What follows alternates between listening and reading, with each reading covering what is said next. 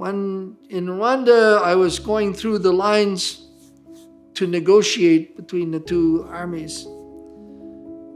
In no man's land, I come upon a little boy in the middle of the road. They were using children to stop convoys. If the children didn't stay there, they'd kill them. And so I thought this might be an ambush. So I stopped the vehicle. I had a couple of soldiers with me, no ambush. And so as we're looking, we lose the child. So we double back and keep going. We find him in a hut with two adults, male, female, couple of children. And they're all dead and half eaten by rats and dogs. And he's sitting there in the middle of that as if he's at home.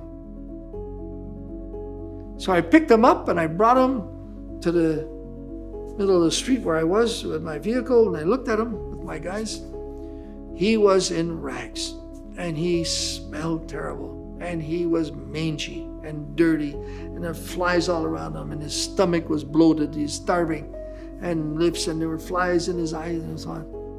But then I really looked into his eyes, and what I saw in the eyes of that little boy, probably 7 years old or so, alone in the middle of that no man's land, was exactly what I saw in the eyes of my 7-year-old son that I had left in Quebec City.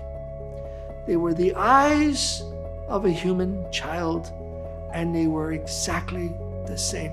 He is just as human as my son. I know where my son is. What happened to him? So never, ever have we seen humanity in lasting peace.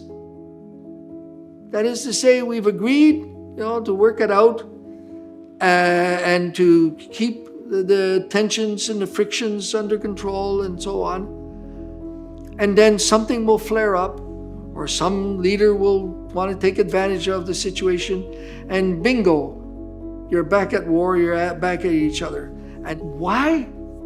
Because we don't go to the essence of what the friction was.